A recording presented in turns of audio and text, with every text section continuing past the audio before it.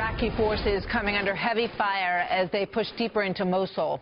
Troops have established a foothold in the east, and they are trying to evacuate families who are trapped with neighbors under siege as ISIS continues its defensive onslaught. Senior Foreign Affairs correspondent Greg Palkot joins us live from Erbil, Iraq. Greg? Hi, Martha. We are just about a month into this fight to get ISIS out of Mosul, and this fight gets more intense, more complex every day. Today, inside Mosul, Iraq Special Forces meeting stiff resistance from ISIS. Car bombs, mortars, snipers. They're moving into a new militant-held area in the northeastern side of the city. As we found out in a visit to the front line today, war is all around. Officials there say that the Kremlin believes the tribunal has failed to live up to the hopes of the international community. Russia signed the Rome Statute of the ICC back in the year 2000. The body was, of course, set up in The Hague to prosecute war crimes. Well, earlier I spoke to our Moscow correspondent, Sean Walker, and I began by asking him why the Kremlin has decided to announce this today and for what exact reasons. I think this is something that's been building up for a while, but certainly we did see just this week, we saw a preliminary report issued by the International Criminal Court's prosecutors, which referred to the Russian annexation of Crimea back in 2014 as an occupation and an international military conflict, which, of course, is something that most of the world would agree with, but Russia sees it very differently. To the southeast now, where some traditional outdoor activities are now off limits because of that fire threat. Starting campfires, lighting fireworks, smoking cigarettes, even parking a car off-road is prohibited for fear that a hot tailpipe could ignite dry leaves below. Now, 3 people have now been arrested for arson in connection with the fires. Smoke from the fires has sent hundreds of people to the hospital. The United States could be Syria's natural ally in the fight against terrorism. Speaking to Portugal's RTP state television, Bashar al-Assad said he would be ready to cooperate with Donald Trump's administration to combat the Islamic State group. Of course, definitely. If they are genuine, if they have the will, and if they have the ability, of course, we are the first one to fight the terrorists, because we suffered more than any other one in this world from terrorists. Can he deliver? Can he go in that regard? What about the countervailing forces within the administration, the media, the mainstream media that were against him? How can he deal with it? Donald Trump hasn't yet outlined a clear foreign policy plan for Syria, but the U.S. president-elect has on several occasions suggested he would be willing to work with Damascus and Moscow. I don't like Assad at all, but Assad is killing ISIS. Russia is killing ISIS, and Iran is killing ISIS. Breaking news for you now. Yes, just seconds ago, Donald Trump infuriated every single D.C. insider and made history with an epic lobbying ban. John T. Bennett for Roll Call reports that anyone who is appointed to Donald Trump's administration will be banned from becoming a paid lobbyist for 5 years after leaving the White House. That's according to his transition office, who made the announcement just moments ago. According to Trump aide Sean Spicer, they announced the lobbying ban on a hastily arranged conference call with reporters. They state that this is the Trump team's first since last week's election. They write that all appointees will be required to sign a form agreeing to abide by the ban before starting work. As you know, and they state here, throughout the campaign, the president-elect vowed to drain the swamp of Washington, partly by decreasing the role of lobbyists and special interests in policymaking. Hillary Clinton has made her first public appearance since conceding defeat in the 2016 presidential race. Looking strained, the trained lawyer attended a gala on behalf of the Children's Defense Fund, the organization where she began her legal career. Oh, thank you. I will admit, coming here tonight wasn't the easiest thing for me. There have been a few times this past week when all I wanted to do was just to curl up with a good book or our dogs and never leave the house again. I know that over the past week, a lot of people have asked themselves whether America is the country we thought it was. The divisions laid bare by this election run deep. But please listen to me when I say this. America is worth it. Our children are worth it. Believe in our country, fight for our values, and never, ever give up. Clinton's appearance was scheduled before her campaign ended. With her time in elected office likely over, her speech was a signal that her focus might be on children and family issues.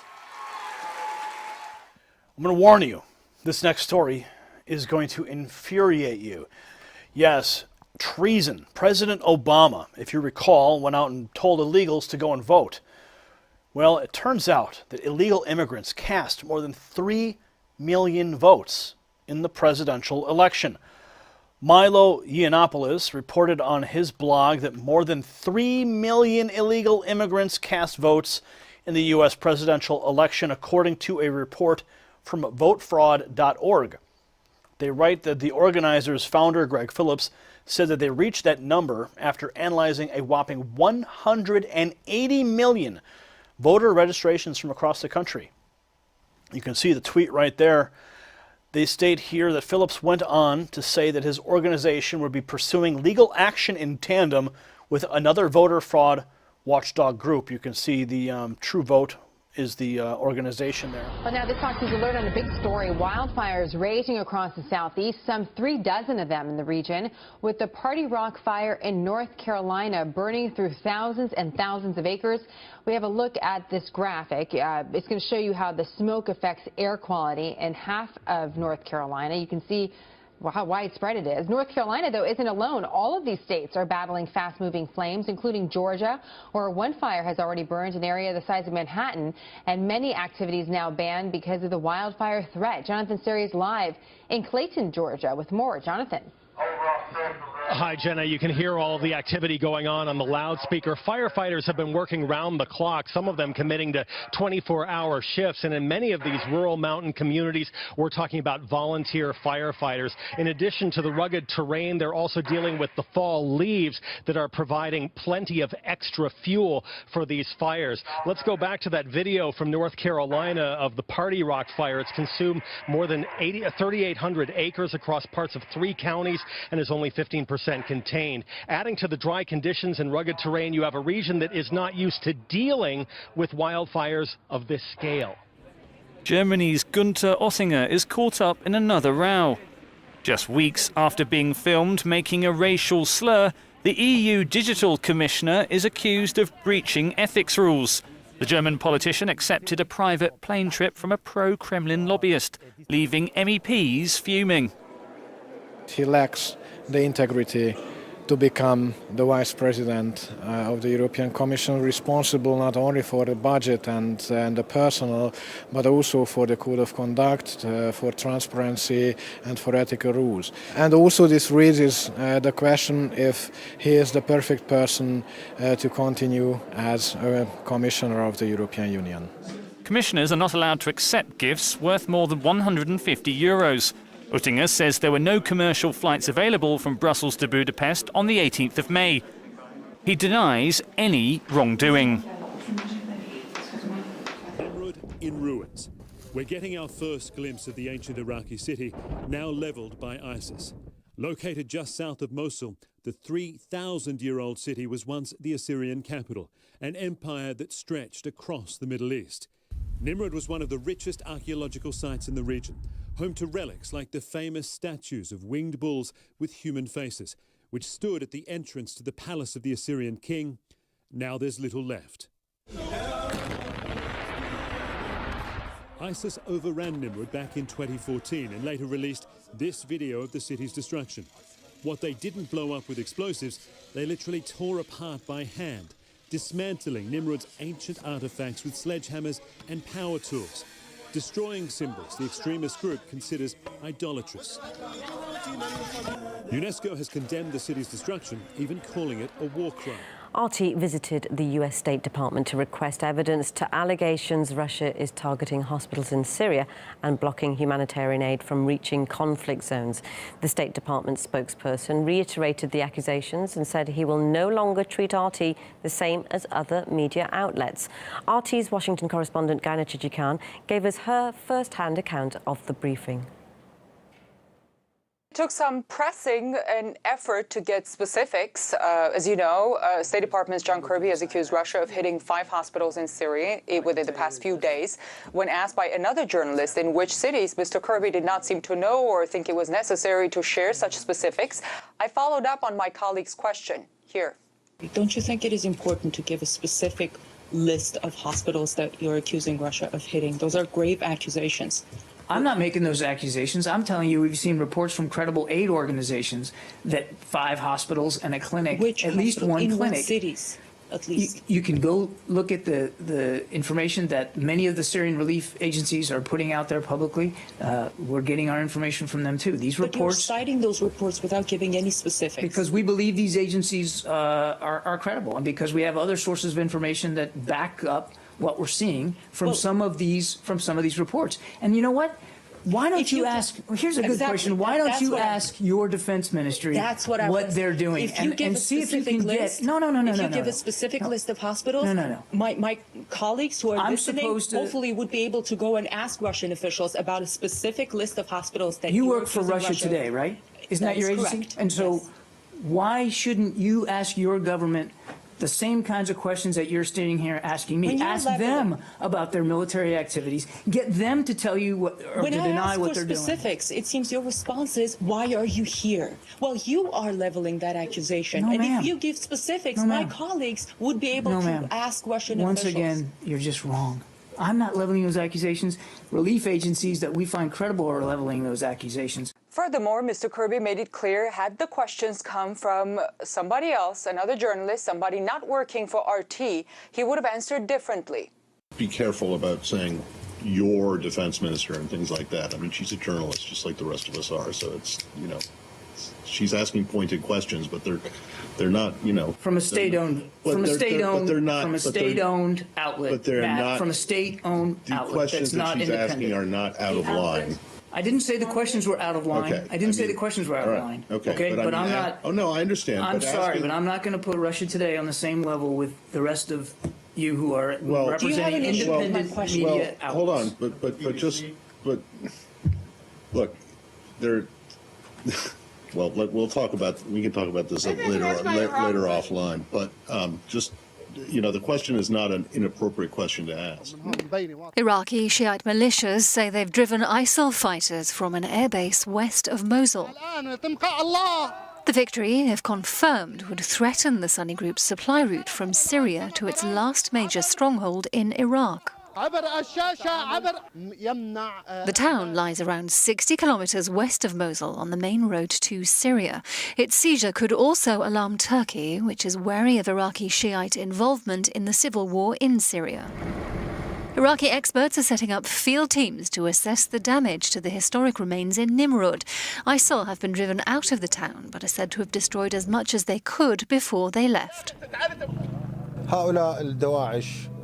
These ISIL militants don't have any history or religion, he says. Their only work has been to destroy and cause damage in all the countries of the world, not just in Iraq.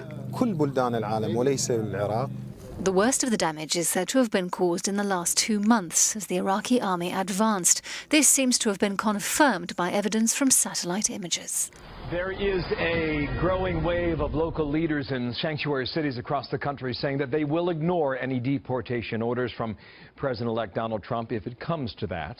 Proponents of the tougher immigration policy pushing back, including former House Speaker Newt Gingrich, who said this on O'Reilly. President-elect Trump is talking about a very focused effort to get rid of people who are criminals. Now, you would think that the mayor of Chicago, in the middle of the worst murder pattern in the city's history, would be thrilled to have somebody help him get rid of criminals. This is madness. Key word in that is criminals, as Trump said over the weekend. Chief Correspondent Jonathan Hunt live in L.A. with more now. And Jonathan, good morning to you.